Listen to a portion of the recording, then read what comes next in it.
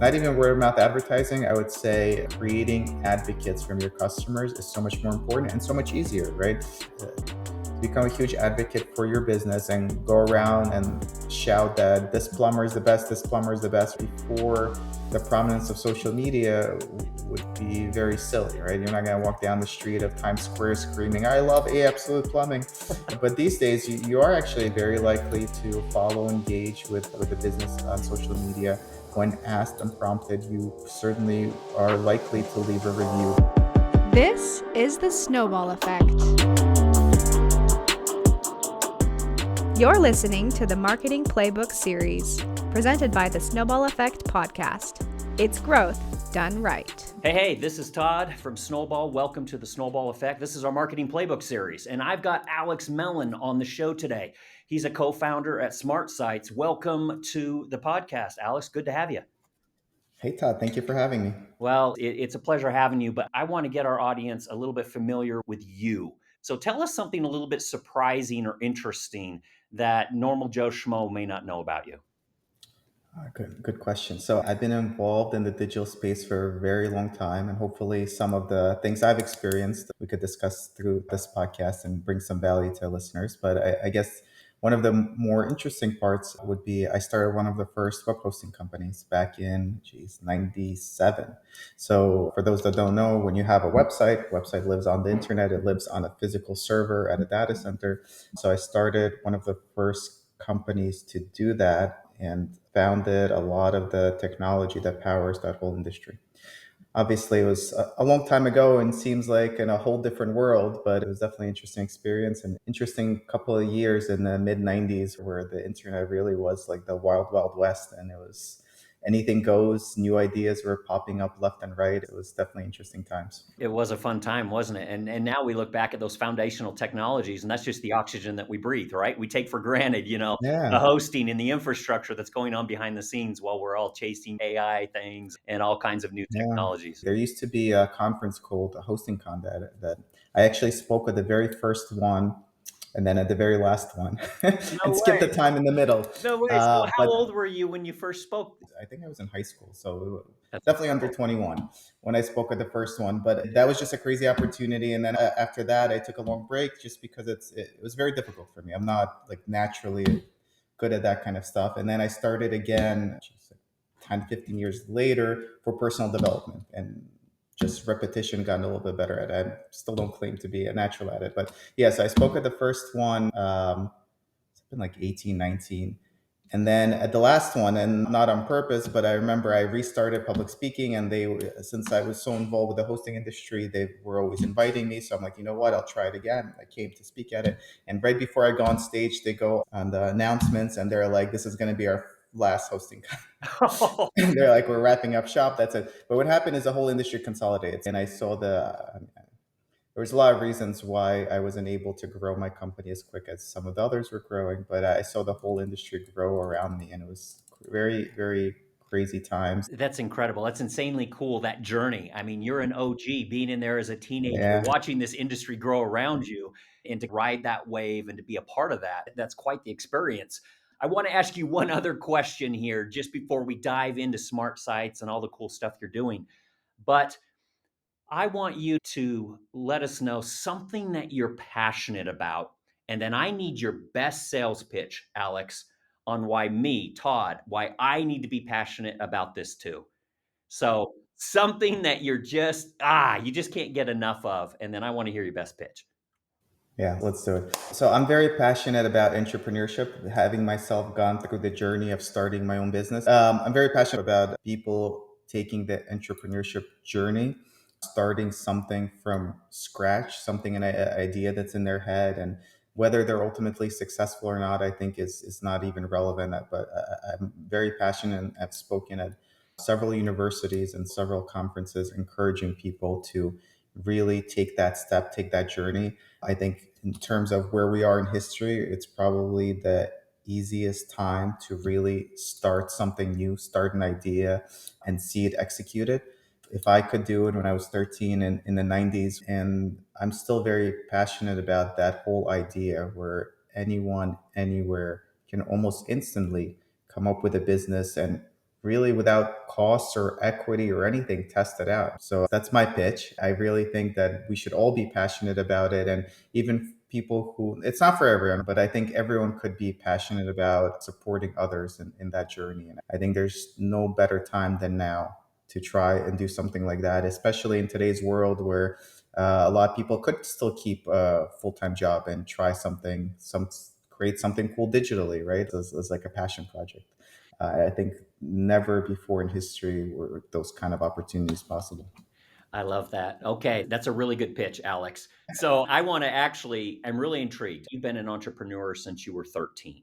So what's the Yeah. hardest part? I read a quote once from, everyone likes to quote Elon Musk, but something like being an entrepreneur is like eating glass every day. You're doing all the things that nobody else in the org can Man, do. So what's the hardest part for you having done this for so long? hardest part. For sure, there's a lot of struggles. For me, I guess the hardest part has been learning. There's a lot of lessons and a lot of journeys being an entrepreneur. I think a lot more than a corporate job. And for me, the toughest part has been going through the different stages and different companies, each with their own journey. For example, for SmartSites, when we started growing, it was very hard for me to not be involved in everything. It was a company I started with my younger brother, and we built from the ground up. We started with 8 people. I think most of them were his friends from college when he graduated, and for a very, very long time, I was able to have touch points with every person, with every process, and learning to give up that control and putting the correct people in place and setting up processes to empower them without my involvement. With my hosting business, one of the reasons the industry grew up very quickly around me is at the time, I single handedly, as a 13, 14, 15-year-old, grew the business to over 1 million clients. But my struggle then was I really didn't want to give up equity. I didn't want to get other people involved, other companies involved. And as an entrepreneur, a lot of times that's the most important and most beneficial thing you could do for your business, right? There's without a doubt, I hampered the growth of the hosting business by not wanting to get anyone else involved. So there's probably thousands of these challenges throughout the entrepreneurial journey, and they'll have obviously their own challenges and present their own opportunities to learn. I think two ways to look at it. There's definitely a lot of challenges, but I think there's a lot of learning opportunities. And I think you will, as an entrepreneur, you will learn a lot more from the challenges and from the failures that you will ever learn in a corporate job where you often don't have the challenges and the failures. I really like that answer as far as you having to wear multiple hats and then hand certain things off to other people. That's been the biggest struggle. I've done a couple of podcasts and talking about growth and growing agencies and all that. That's usually a big one because for us, so Smart Sites, we double in size every 18 months since we started 13 years ago. So that in itself presents a ton of challenges. We're at over 400 full-time employees now. In 18 months, we'll be at 800 if we continue our trajectory. There's so many different challenges at different points in that journey. The challenges that I had at, let's say, 30 employee count are completely different than at 300, like completely. And in that moment when I had the 30 employees, it seemed like the end of the world, the challenges I had, right? Like it was unsurmountable. Like these are the biggest things. I will never succeed over them. This is the biggest challenges. And then at 300 employees, you look at the challenges from before and you laugh at them. That really wasn't challenging. Not to say that it gets harder as you grow, but for sure gets very, very different. Very different. How would you distill that difference as far as the challenges you have now, Alex, with such a large team, such a large company? What are some of those challenges now versus when you had an agency of 30? Yeah, for sure. In today's world, at our 400 plus headcount, our biggest challenges has been with hiring, training, and retention. And not to say we have bad retention. If we look at the comparative numbers, we probably have the best in the industry. But of course, you want to always have better. And it's always very painful when people leave. And hiring has been probably the most difficult. Because if you think about it, for us as an agency, we're hiring people with digital expertise.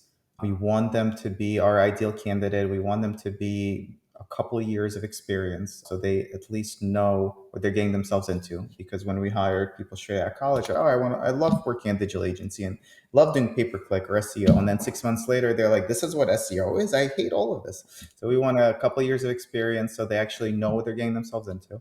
But if you think about it, almost every company wants those people these days, right? Where 5 years ago, 6 years ago, it was less common for companies to have their own digital person. Now it's almost a necessity, right? Even if you are working with an agency, you probably want to have someone doing something in the digital space internally at your company, whether that's social media or pay per click or working with the agency, right? So it's become a lot harder finding those people, hiring those people, finding the right people, training them, setting up processes, procedures in place so they're all set up for success. You don't want to hire the right person, but your processes aren't there and they're set up for failure, right? Those are the challenges that we face now as we look forward to grow from the 400 people we have now to hopefully double that in the next 2 years. First of all, congratulations on that growth. That's Thank incredible. you. Thank you. I can imagine those growing pains. It's great, but they're still very real pains, right? I want to ask you specifically, Alex, talking about bringing in people and growing your team, because this is an issue that we all deal with in any kind of growth. Let me ask you specifically, specialist versus generalist. Where do you fall on that discussion? Would you rather have a generalist that can do several things, very nimble, you can move them into different roles, or a specialist that can just crush it in one or two specific things? Yeah, we mostly be specializing it and specializing even more. So what I mean by that is our main pillars. So we have website development, so we make websites. Then we have SEO, we have pay per click, and our slightly newer pillars would be social media and email marketing. We hire people specifically for those pillars. So someone who's doing SEO is not going to do pay per click. And when our company was smaller, we definitely had people that could do it all. But for sure, it's much easier to train someone to be very good at SEO versus being mediocre at pay per click and SEO. And if they are mediocre at both pay per click and SEO, a lot of clients will be able to tell, especially these days as they themselves become more familiar. So, yeah, for sure, specialists within even that. There's a couple of reasons why we focus on company growth so much, right? The reason we focus on growth is twofold. Number one, by growing, we are able to have people specialize a lot more, right? As opposed to just have, if we were a smaller company, let's say we just have pay-per-click analysts, right? And they know all of pay-per-click industries.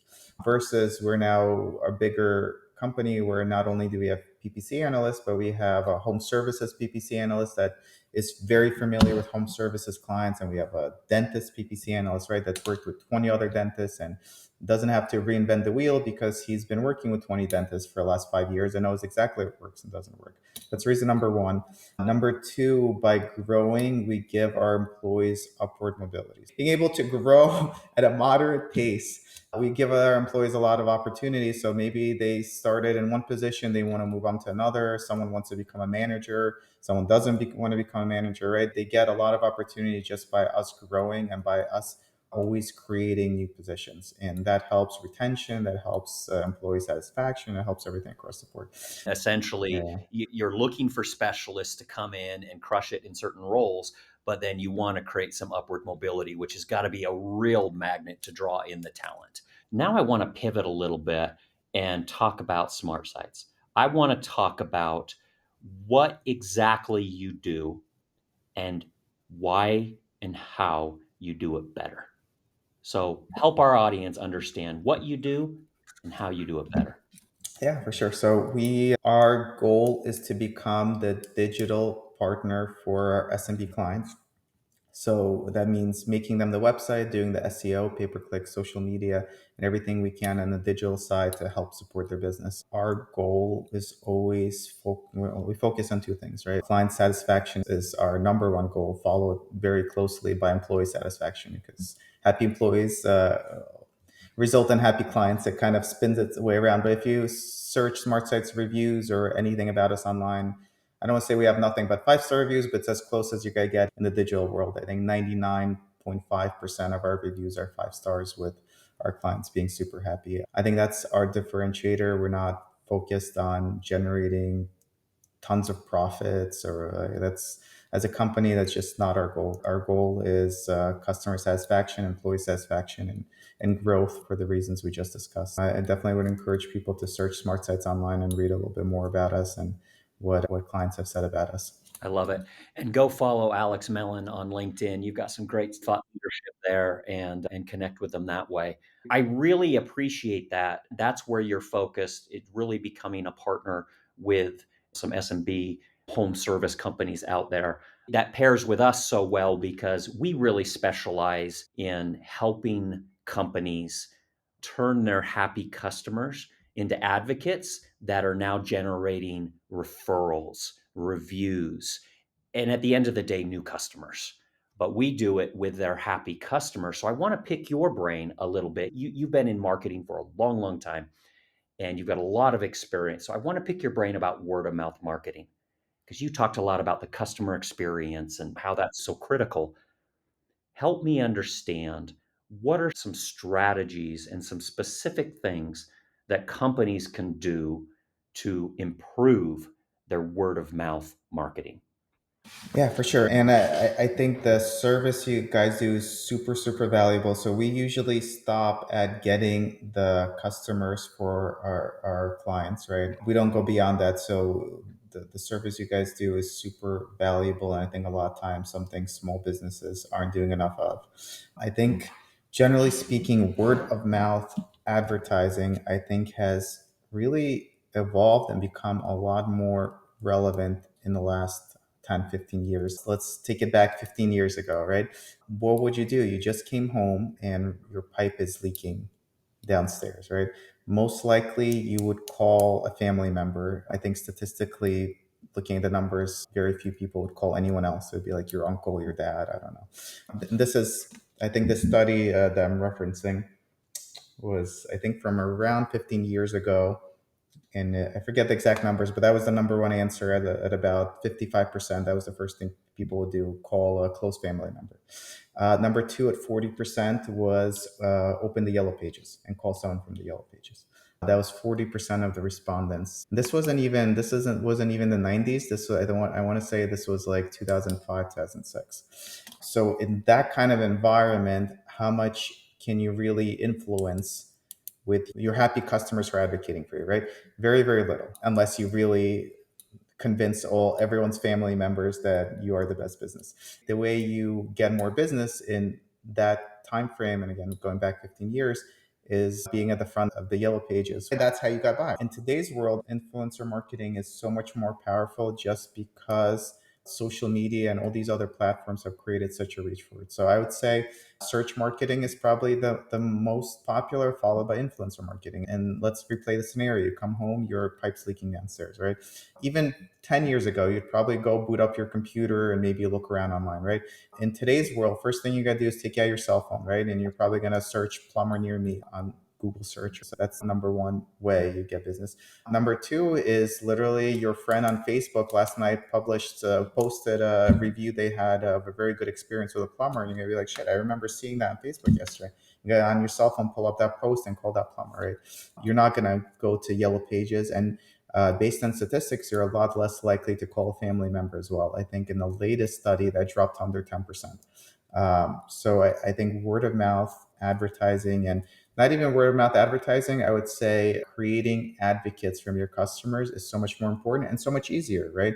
To become a huge advocate for your business and go around and shout that this plumber is the best, this plumber is the best, before the prominence of social media, would be very silly, right? You're not going to walk down the street of Times Square screaming, I love A Absolute Plumbing. But these days, you are actually very likely to follow, engage with the business on social media.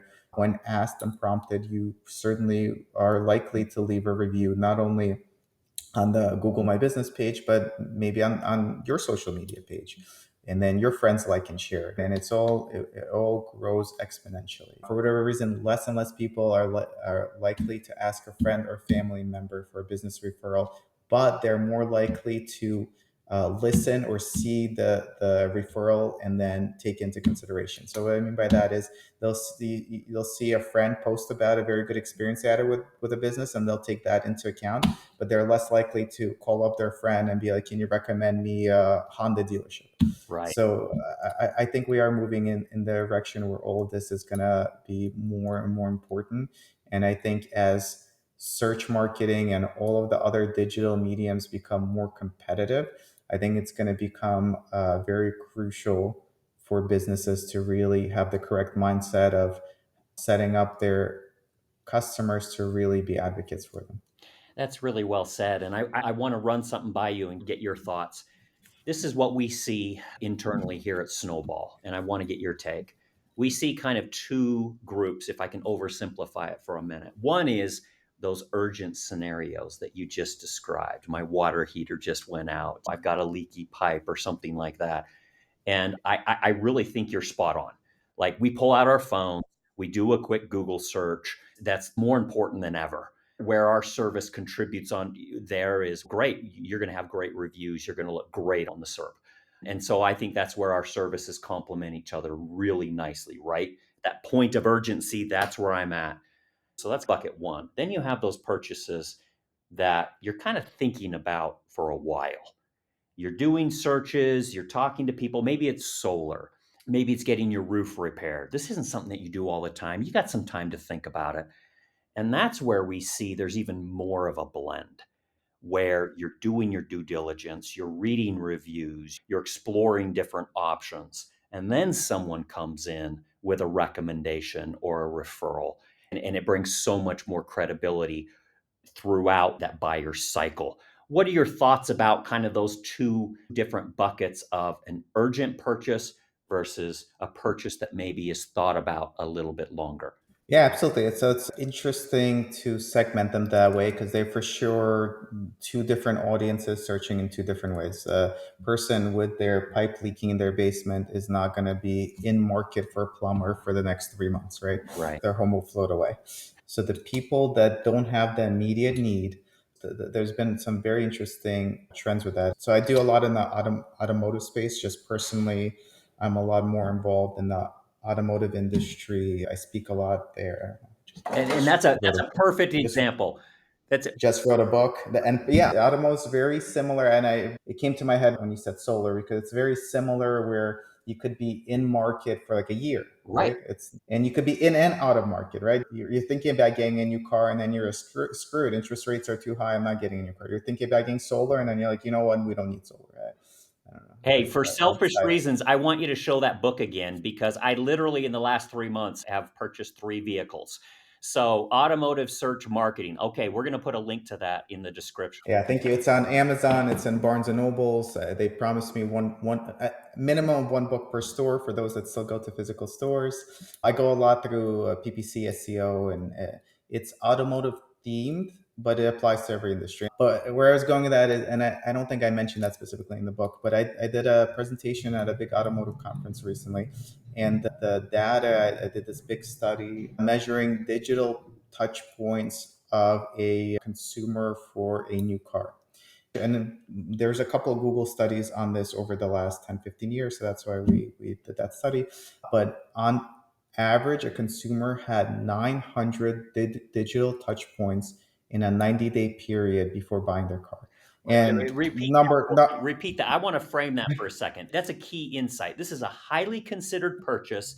Somebody that's in market for an extended period of time. Drop that number again for me.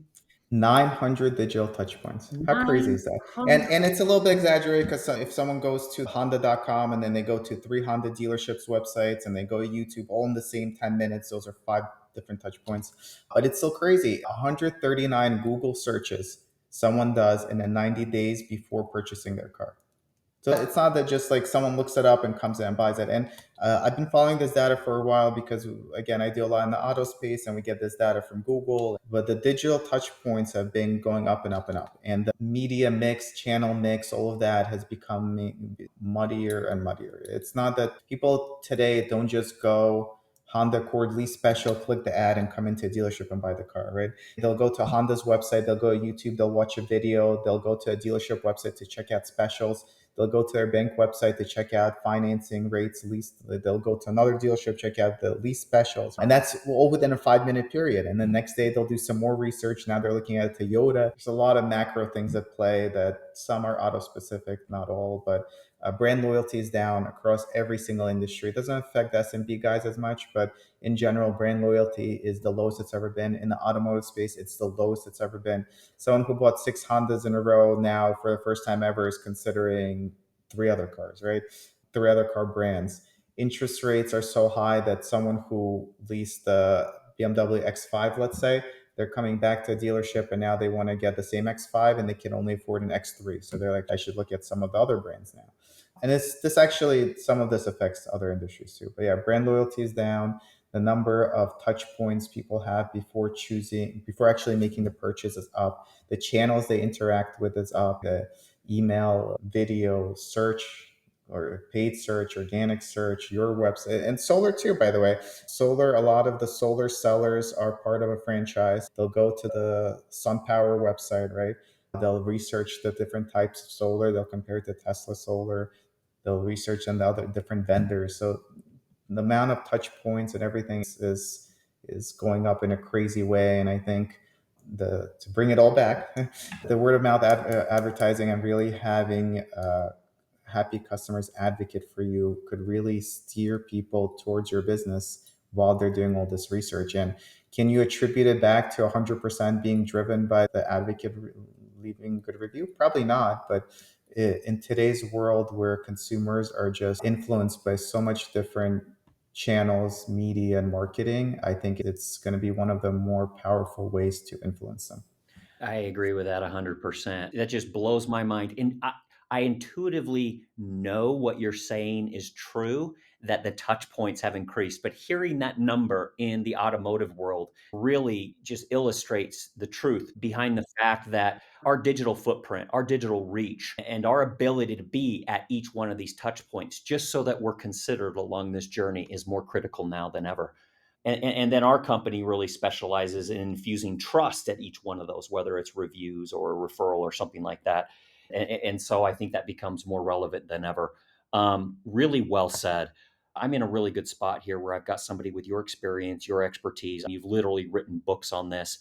I want to pick your brain about how SmartSites and how you stay on top of all of this, of marketing and growth and bringing in new customers for companies. How do you personally stay on top, and how does SmartSites stay on top? A very good question. Not easily. And I'll tell you, in the search marketing world and probably digital in general, I've seen more change happen in the last 12 months than the last 10 years before that, Ooh, right? tell me more Um, about A- that. AI had a big part to do with that. I get asked and get paid to speak to a lot of small groups of executives about AI. That in itself is interesting because there's a lot of fear around it. I get brought in by very big companies to reassure them that AI isn't going to replace them. But in general, it's really been crazy amount of change, right? I wrote my book almost 2 years ago. I wrote it the old fashioned way. I typed every word myself, right? Generative AI did not write any part of the book. What's interesting is I think I had one sentence about generative AI. I was like, something like AI stuff is coming, keep an eye out. And I wrote it not this last November, but November before. And it really came out of nowhere, and it's definitely has potential to be disruptive. Obviously it's not going to change everything and we're all going to lose our jobs, but definitely potential to be disruptive. I think for the first time since Google was started, there's a existential threat to them. I have a very good relationship with Google. We've been working with them forever, and we have a good relationship because we build websites that then get people into the Google ecosystem. So we have a good relationship with them and a lot of calls with them. It's a literally existential threat because all of a sudden generative AI could answer questions for you. Why do you need to go on Google search? And a good example I give of this is recipes, right? You want to look up a recipe how to make a pumpkin pie. If you go on Google right now and look up a recipe for pumpkin pie, you'll find a million websites. You don't know which one is the good recipe. You'll click on any of the recipe websites. I assure you they'll have 20 different ads on it. You won't know what's an ad from what's not an ad. They're highly, highly monetized. You're going to spend hours trying to click through ads, wind up on weird websites, accidentally wind up on a website gives you a virus, right? Versus you go ChatGPT and say, give me a recipe from pumpkin pie, and it'll give you a recipe for a pumpkin pie. So there's definitely a lot of possible disruption. It depends on the industry, of course. Google now started showing AI results, which, if you saw the press about it, were terrible because it was really half baked. Like Google was telling people to eat glue. I don't know if you saw Oh, this I one. saw that one. If you, Right. oh man, Big. not enough time for me to pull up slide examples. But if you looked up how do you make your pizza cheesier, it said add glue to it. That was a good one. I think if you asked how to increase your mineral intake in your diet, it told you to eat rocks. It said, but to make sure to chew them before digesting them. It was like a lot of crazy stuff. So the AI stuff is, I think, it is going to be very disruptive. It's still very on the cusp. It's not going to necessarily replace what we do, but there's a lot of opportunity for disruption, right? All of a sudden, generative AI results are loading above organic and paid on Google.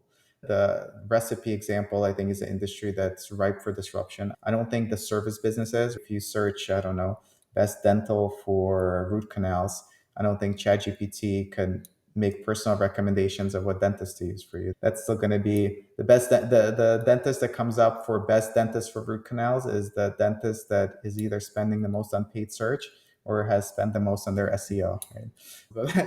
But back to your question about how do you stay on top of things. So two things. Definitely AI is going to be, if not disruptive, then it's going to be impactful for almost every single industry and the way we use the internet. And it's obviously potential to disrupt Google. Someone comes up with an app. Well, there's already Microsoft Copilot and a lot of cool things. But let's say you have an app on your phone that you click and you just ask it the recipe instead of going to Google. Well, Google just lost a lot of revenue from you not going to Google.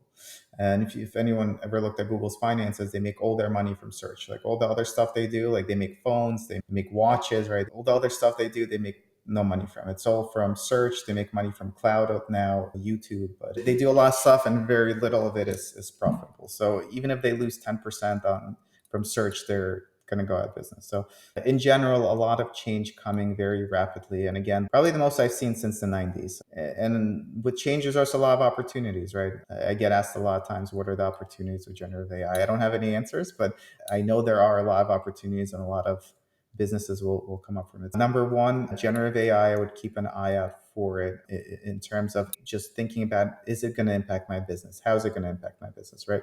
That's number one. Number two, how to stay on top of things.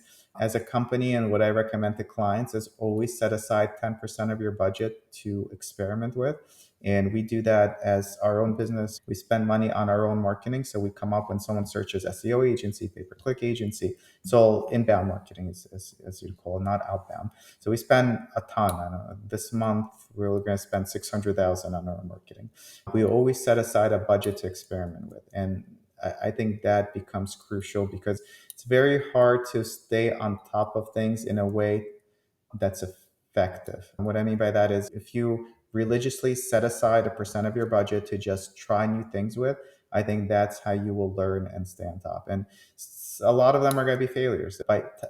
Testing things doesn't mean you're going to test it in a positive way. You could test things and get worse results than you're getting now. But the important thing, I think, is always to be testing. For us, for example, we've been testing with TikTok ads for a while. They still have not been as ROI positive as search marketing. I think you always have to set aside a certain budget or a certain amount of time or however you want to measure it, but it has to be religiously set aside to experiment new things, new ideas, new channels, because without it, it's very easy to fall behind. You don't want to be a business that has all your money invested in the yellow pages 10 years ago and refuse to even make a website, right? We still have clients come to us to this day, and more so when we started SmartSites 2011. So it's a lot more prominent then than now, but still have clients coming to us to this day that, you know what, I finally decided I want a website. They're like, I'm a fifth generation plumber. I've always gotten my business from family referrals and from the yellow pages. And now I finally realized that I need to have a website. You don't want to be in that position. You want it to be the person that in the 90s, you're like, you know what, I set aside 10% of my marketing budget. I'm going to use some of that money and buy myself a domain. And the domain's going to be plumbers.com, right? You want to be that person who bought plumbers.com in the 90s as you're experimenting with new channels, not the person who's trying to get the website now because you're about to go out of business. Three things I want to distill from that. Marketers out there, business owners out there, listen up to what Alex just said. One, he's waving his arm saying, pay attention to AI. It will have an impact. Could be great, could be minor, but it will have an impact in your marketing and on your business. And number two, take 10% of your budget and put it in a sandbox and play around with some of these other tools or these other approaches so you can future proof your business. Something will come up there that is actually going to future proof your marketing strategy and your growth strategy. And then number three, there at the end, I love what you said about actually diversifying your marketing spend. So as some of these tectonic shifts hit, you're ready to pivot and move. So really great information for us, Alex.